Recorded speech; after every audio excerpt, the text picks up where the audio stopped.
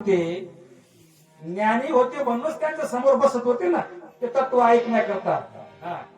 ज्ञानी होते म्हणूनच त्यांना मान मानण्यात होते, म्हणूनच त्यांना तो विषय आवडत होता. पण फरक असा आहे, ते जेवढे होते ना ज्ञानी, त्याच्या अगोदर ते अज्ञानी होते. कोण होते? अज्ञानी होते. आता इकडे सुद्धा हा बुवा उभा राहिला, हा अगोदर कोण होता? अज्ञानीच होता. आणि अज्ञानातून ज्ञानाकडे गेलाय. तसं ज्ञानावराची परिस्थिती नव्हती. उपसदाच ज्ञानी हे ब्रह्म जाणोनी आले लोटांगणी सांग देव रामा. उपस्थित ज्ञानी निराळा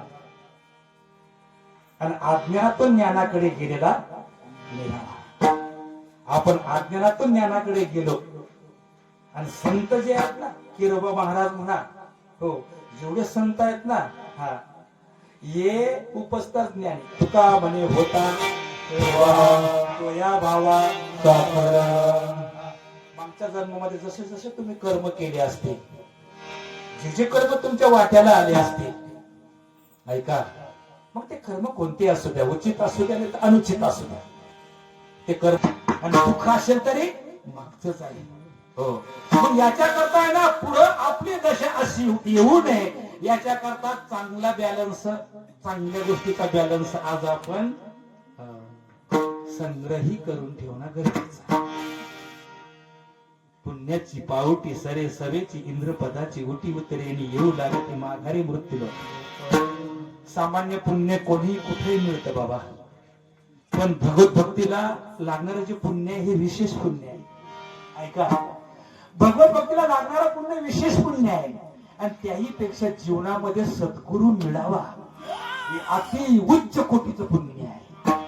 भागवत वाचा, निष्काम निज आत्मबाणीची दृष्टी अनंत पुण्य कोट्यानुकोटी रोकड्याला ही जे पाठवलाटी काही वय भेटी हरिप्रियांची रामा. ते पुण्य साच्या पडे तरी हे बहुत धन्य जोडे नाम तुझे वाचेशी आतोडे समागम घडे संताचा. संतांचं सानिध्य प्राप्त झाले, जो संतांच्या शाळेमध्ये कक्षमध्ये आहे तो बहुत सुकृती आहे, फार उच्च कोटी पुण्याच्या भागीदारातला आहे. ऐका, म्हणून आपल्या पदरी फार उच्च लेवलचे पुण्य पूर्वी केलेले असल्या कारणाने आज तुम्हाला संतांचं सानिध्य प्राप्त आहे. नाहीतर तुम्ही सुद्धा या सप्ताच्या मंडपामध्ये राहिला नसता. लोक भरपूर आहेत. आज लोक साधूला साधू मानायला तयार नाही, संताला संत मानायला तयार नाही, देवाला देव सुद्धा मानायला तयार नाही. बाबा कुठे रे बुवा तुमचा देव? काय रे त्याला केलंय आतापर्यंत बुवा? अशी लोक उलटी बोलत आहे. संताला संत मानायला तयार नाही, साधूला साधू मानायला तयार नाही. दुष्ट प्रवृत्तीचे लोक आज समाजामध्ये, जगामध्ये जास्त झाले. कार्यक्रम खूप मोठा करता, सप्ताह खूप मोठा करता, खर्च तुम्ही खूप मोठा करता, कोणाकडून काही घेत नाही, इच्छा नाही तुमची, पण सप्ताच्या मंडपामध्ये यावा ही प्रत्येकाची इच्छा आहे. यावा बाबा, याला चांगला,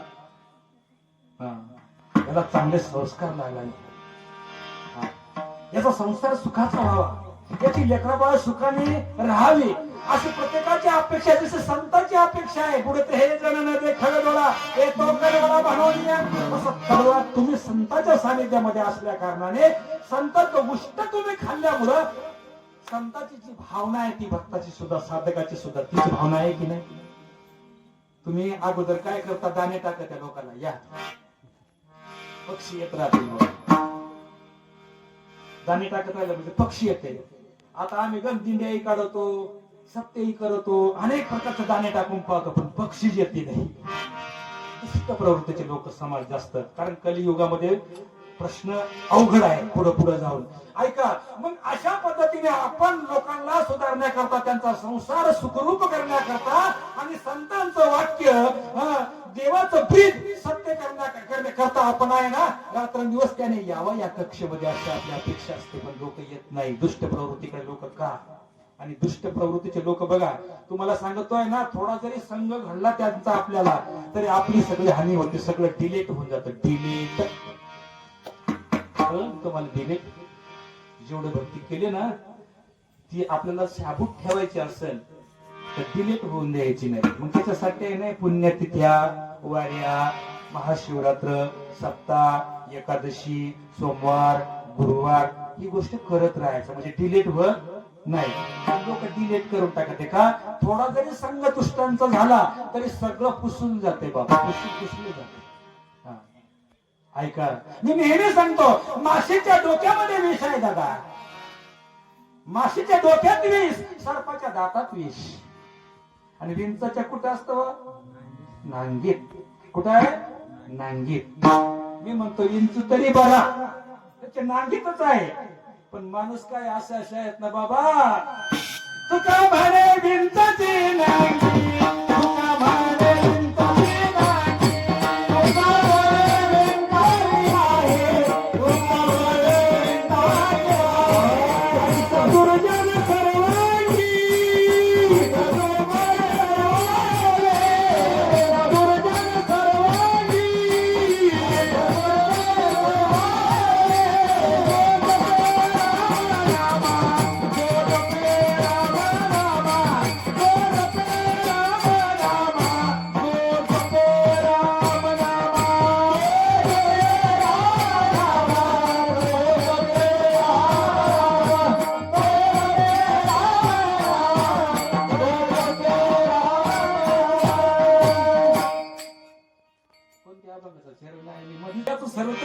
सगळ्या अंगाला नांगे आहेत.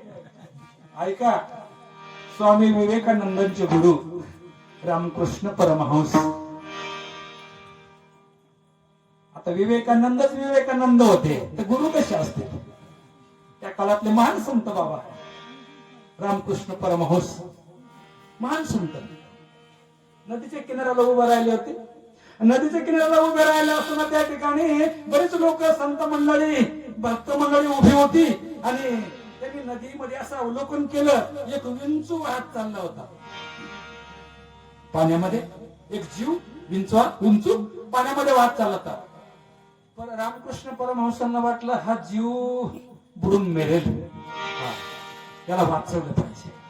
संतांची बुद्धी तशी असते, जो सर्व भूताची ठाई दृश्यते नेनेची काही आप करू नाही चैतन्य जैसे ज्याची भेटे भूत ते मानेचे भगवंत.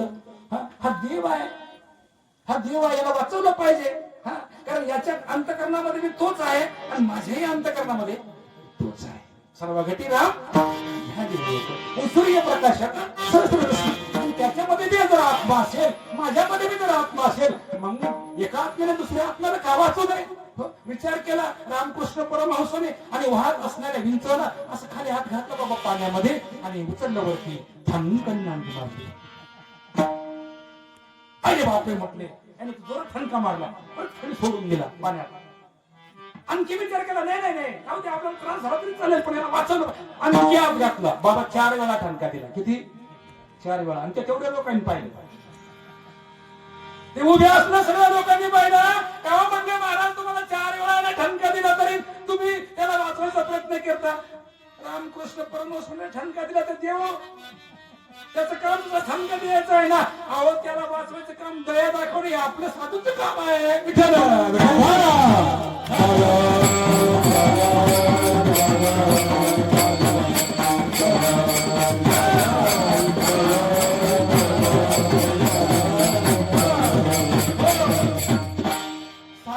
विचार करत नाही, देहाची पर्वा करत नाही, मला त्रास होईल असं करत नाही. फक्त एकच, जगद्गुरु तुकोबारायाने जरा सावध केलं साधकाला. काय सावध केलं? तुकारामध्ये सर्प विंचू नारायण वंदाल करून काय पुढं शिवू नये. अरे सर्पतही देव आहे, विंचूतही देव आहे, आणि त्याच्यात बी आत्मा तोच आहे ना, आपल्या बी तोच आहे, म्हणून खिशात घालायचं घेत्याला. शिव नाही, बाहेरून नमस्कार करा, जवळ जाऊ नका. अशा वृत्तीचे काही लोक आहेत, त्यांना फक्त बाहेरूनच राम राम करा. जर जवळ केलं ना, डिलेट होते, डिलेट.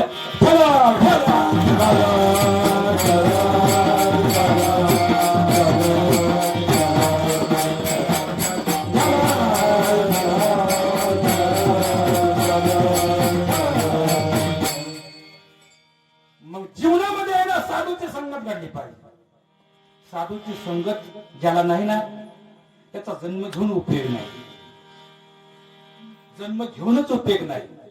हा, किती गडगंज श्रीमंती असू द्या, सर्व ऐश्वर्य तुमच्या जवळ असू द्या, काही अंश काही भागातलं पुण्य तुमच्या जवळ असू द्या, लोक तुम्हाला अख्खा जग मानू द्या, अख्खा जग मानू द्या, लोकांनी तुमची पूजा करू द्या, पण तरी सुद्धा जीवनामध्ये सत्संग ज्याच्या घडला नसेल तर तो माणूस काहीच कामाचा नाही. शास्त्र सांगत. ऐका, एक दिवस विश्वामित्राचा आणि वशिष्ठाचा मोठं वय होतं की नाही. जाम भानगड दोघाची, कधीच पटला नाही. पण परिणाम असा झाला, जाऊ दे बाबा आता साधू काही जास्त पटकन पटकन समजूता करून घेते. अरे आपण जर असं भांडत राहतो मग आपल्याला महाराज कोण म्हणे, मला पटकन विसरून जाते महाराज लोक. असं करून ते त्यांचं वैर विसरून गेले आणि वैर विसरून गेल्यानंतर त्या ठिकाणी जाऊ दे बाबा आतापर्यंत झालं तर झालं बाबा, सगळं विसरून जावं आपण. मग येणं जाणं सुरू झालं एकमेकांकडं. आता मग मित्राचे 6 लक्षणं सांगितले. एकमेकाच्या घरी जाणे, एकमेकाच्या घरी जेवण करणे, हितगुज बोलणे, एकमेकाला प्रश्न विचारणे, त्याची काही अडचणी सोडवणे, अशा मित्राचे 6 लक्षण. आता मित्र झाले ना, ते मित्र झाल्यानंतर जेव्हा त्या ठिकाणी वशिष्ठ मुनी पहिल्यांदा नाही, विश्वामित्र पहिल्यांदा वशिष्ठाकडे नाही, वशिष्ठ मुनी पहिल्यांदा विश्वामित्राकडे गेले पाहुणचार करण्याकरता. वशिष्ठाकडे विश्वामित्र गेल्यानंतर त्या ठिकाणी 2-4 दिवस राहिले. इकडच्या तिकडच्या गप्पा गोष्टी, बोलणं चालणं सगळं काही आदरातिथ्य झालं. बरेच दिवस काढले आणि मग जाऊ म्हटलं आता मुनीवर आता मला गेलं पाहिजे म्हटले माझ्या भागाकडे. मग विश्वामित्राने असं केलं तर रिकाम्या हाताने तुला कसं काय पाठवलं. तसं आपल्या घरामध्ये कोणी आला तर आपण काय करतो, त्याला काहीतरी वाण म्हणून देतो. आता साधू जवळ काय वाण राहतो, तपश्चर्याशिवाय दुसरं काय आहे नाही का. न देता एखादी लोटीने एखादी लंगोटी, बस त्याच्या पलीकडे काही नाही. विश्वामित्राने सांगितलं, वशिष्ठ तुम्ही निघालात ना, मग तुम्हाला मी 1000 वर्षाचं तप देतो, दान करतो. 1000 वर्षाचं तप देतो. 1000 वर्षाचं तप घेतले आणि वशिष्ठ निघून गेले. काही दिवसाने वशिष्ठ मुनी विश्वामित्राकडे आले, विश्वामित्र वशिष्ठाकडे आले आणि मग तसाच एकमेकांचा पाहुणचार अजून सुरू झाला. विश्वामित्र आल्यानंतर मग त्यांनी त्या ठिकाणी 2-4 दिवस राहिले. इकडचं तिकडचं बोलणं, सगळं गप्पा शप्पा आदरातिथ्य सगळं झालं. आणि मग विश्वामित्र जायला निघाले. विश्वामित्र जेव्हा निरोप घेतला, मुनी आता मी जातो म्हटले. मग वशिष्ठाने काय द्यावा, याने काय दिलं त्या अधिकार, 1000 वर्षाचं तप. आता वशिष्ठाने काय द्यावा त्याला, याचं तप होतं 60,000 वर्षाचं. कोणाचं, विश्वामित्राचं. आणि वशिष्ठाचं तेवढं नव्हतं. पण वशिष्ठ सांगितलं मी तुम्हाला नाराज करणार नाही, माझ्याकडनं अर्ध घडी सत्संगाचं पुण्य घेऊन जावा. ऐका बरं का, अर्ध्या घडी सत्संगाचं पुण्य घेऊन जा. याचा चेहराच पडला विश्वामित्राचा.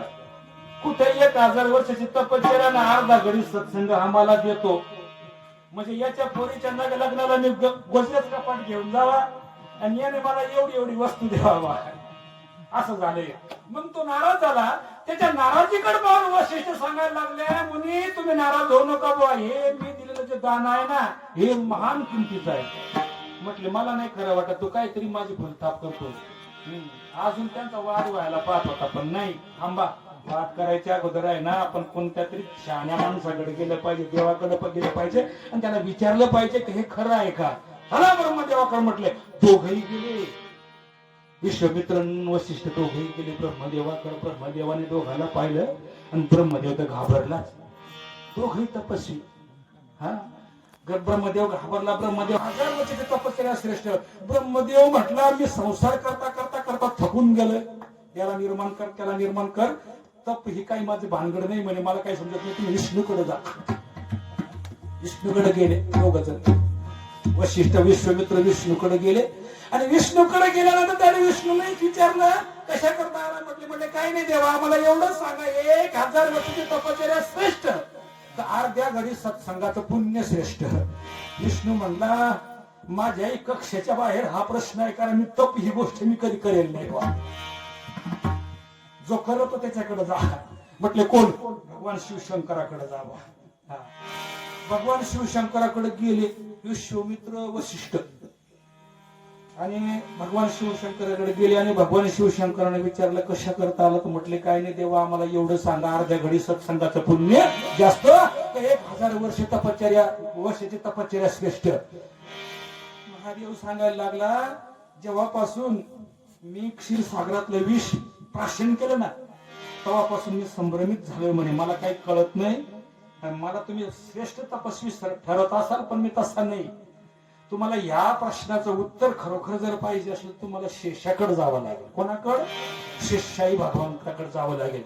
निघाले शेषशाही भगवंताकडे गेले दोघ जण, विश्वामित्र वशिष्ठ ऋषी, आणि आपला प्रश्न उपस्थित केला. त्या ठिकाणी सांगितलं 1000 वर्षाची तपस्या श्रेष्ठ की अर्ध्या घडी सत्संगाचं पुण्य श्रेष्ठ? शेष भगवान सांगा मला. त्यावेळेस शेषशाही भगवान म्हणू लागले मी तुम्हाला प्रश्नाचं उत्तर दिलं असतं, पण माझ्या डोक्यावरचा पृथ्वीचा भार जर जरा हलका केला असताना तर मी ती बोललो असतो बा काहीतरी तुम्हाला.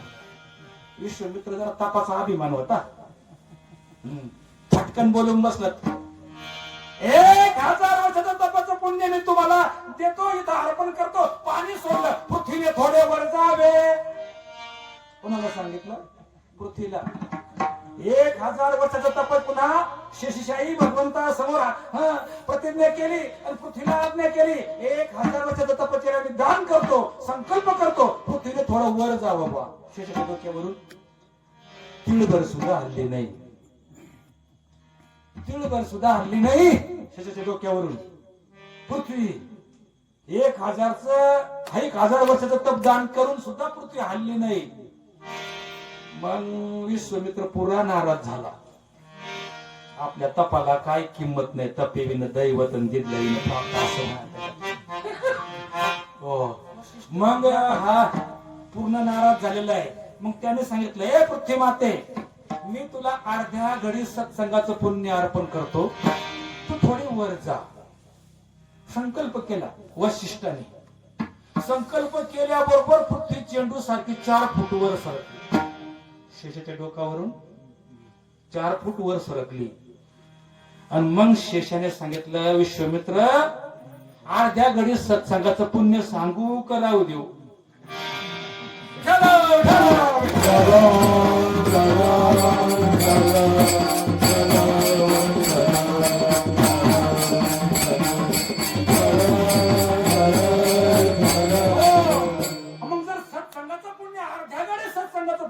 एवढा आहे मग नामदेव महाराज तुम्हाला अभंगाच्या पहिल्या चरणात सांगणार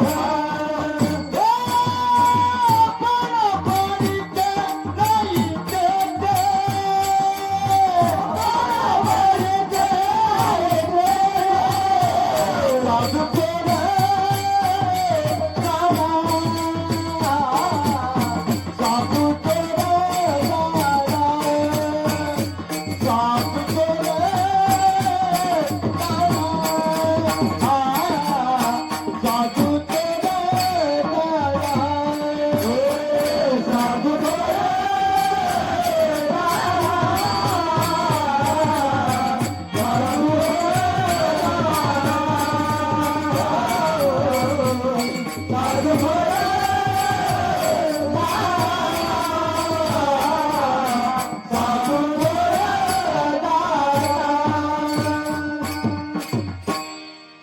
संगतीचे काय सांगू सुख, काय सांगू सुख. आता काय सांगू म्हणजे किती लय मोठा प्रश्न आहे महाराज. काय सांगू हा शब्द केव्हा येतो? दोन ठिकाणी येतो. एखादी गोष्ट माहितच नाही, काय सांगू तुला बुवा आता, नाही का? बराच प्रश्न आहे ना. काय सांगू आता संतांचे उपकार आहेत म्हणजे त्याला सांगताच येण्यासारखं नाही का माहितच नाही. कसं काय? दोन अर्थ निघतात ना. दोन अर्थ निघतात. काय सांगू आता संतांचे उपकार. अरे तुला तो माणूस माहित आहे का? काय सांगू आता, मला माहितच नाही म्हणून काय सांगू आता, असंही होतंय ना. आता दुसरा शब्द असा आहे की काय सांगू आता म्हणजे एखादी गोष्ट अशी असते की ती सांगण्यासारखी नसते, वाचेने सांगता येत नाही, त्याला म्हणतात काय सांगू. म्हणजे तुका म्हणे वाचा राहिली कुंठित आणि बोलायचे आता काम नाही. सांगायचं कामच नाही राहिला. संतांचं सुख, संतापासून मिळालेलं सुख किती आहे, अपार आहे, कसं आहे, किती आहे, गणित किती आहे, सांगताच येत नाही, मोजमाप नाही. म्हणून काय सांगू संत संगतीचे, काय सांगू सुख. म्हणजे वेदाला सुद्धा सांगता येत, वेदाला सुद्धा सांगता येत नाही. किती पंडित असला, किती बोलका असला तरी संतांपासून काय प्राप्त. विचारलं किती खातो, मुठभर खातो, किती खातो, मुठभर साखर खातो, किती खातो.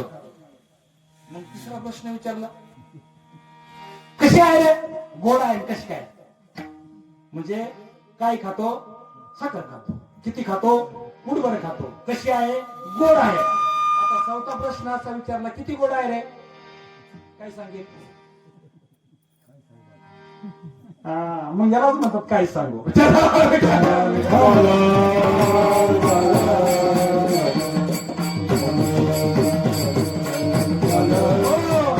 म्हणजे किती गोड आहे हा सांगण्याचा विषय नाही, तो अनुभवण्याचा विषय आहे. तो का म्हणायचा कोणी सांगे माझा अनुभव आहे.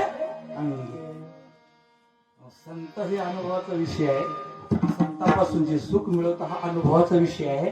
तो अनुभवाचा विषय असल्या कारणाने तो सांगता येत नाही. वाचेच्या पलीकडचा विषय आहे. परा पच्छंती मध्यमा वैखरी या चारही वाण्याच्या पलीकडचा विषय असल्या कारणाने म्हणून संत श्रेष्ठ आहेत, संत वरिष्ठ आहेत, संत पूजनीय आहेत, हो संत वंदनीय आहेत. हो मी म्हणतो जीवनामध्ये तुम्हाला एखाद्या वेळेस भक्ती केली तर देव लवकर प्राप्त होईल. देव लवकर प्राप्त होईल, देव प्रसन्न होईल, देव दर्शनही देईल. पण देव जरी प्रसन्न झाला, करून घेता आला, मिळाला, कळाला, ही सोपी गोष्ट आहे. पण संत जीवनामध्ये कळणं सोपी गोष्ट नाही.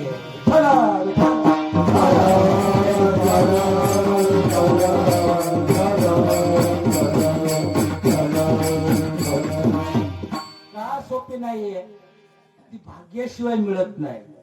संत हे भाग्याशिवाय मिळत नाही. भाग्याचा उदय उदय, भाग्याचा उदय,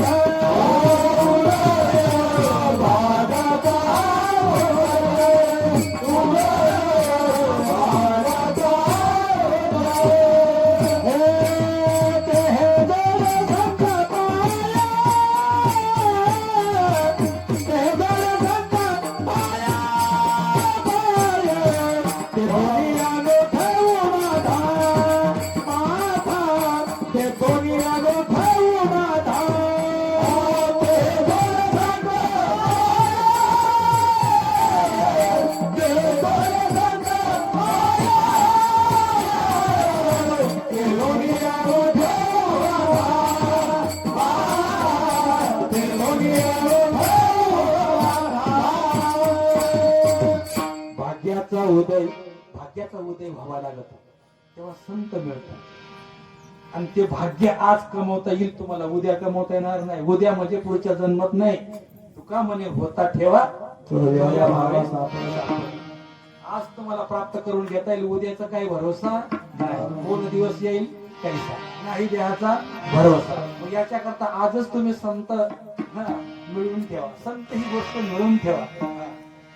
संतांचं सानिध्य मिळवून ठेवा. अवघड आहे, अवघड आहे, दुरापास्त गोष्ट आहे, भाग्याशिवाय मिळत नाही.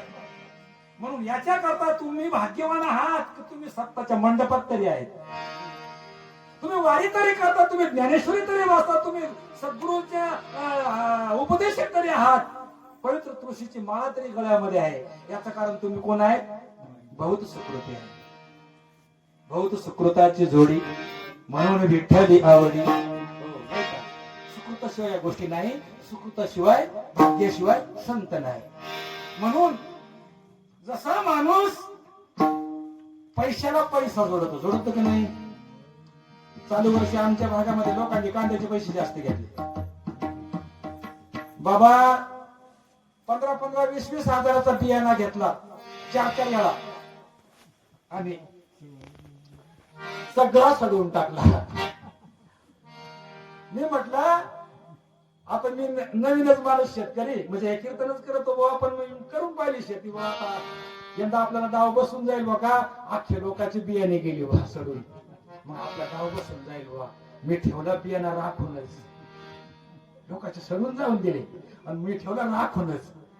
हुशार ना मी, चाप्टर फेकला ना बियाणा, फेकला ते पकाना भारी आला, तयार झाला. म्हटलं बस लोकांचे आखे गेले, आता आपलीच मजा, आपल्याच कांद्याला भाव येईल.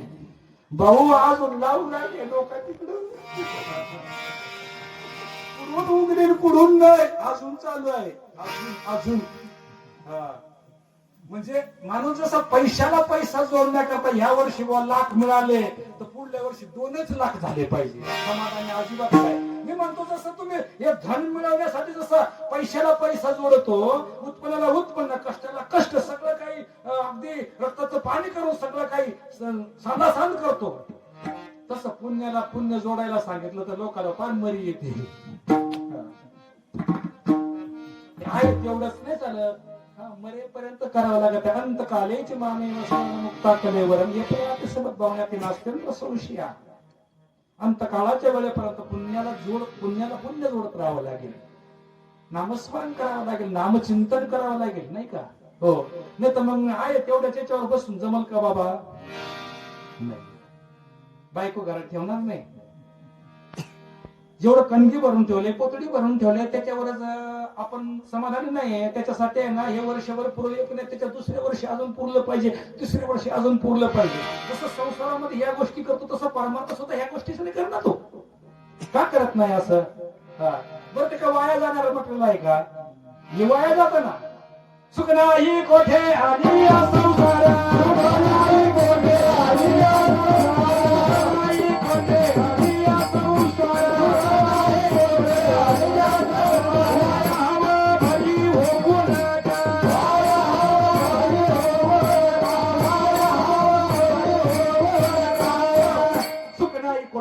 संसार वाया हो भरी हो नका, दुःख बांधवडी आहे या संसार सुखाचा विचार नाही कोठे.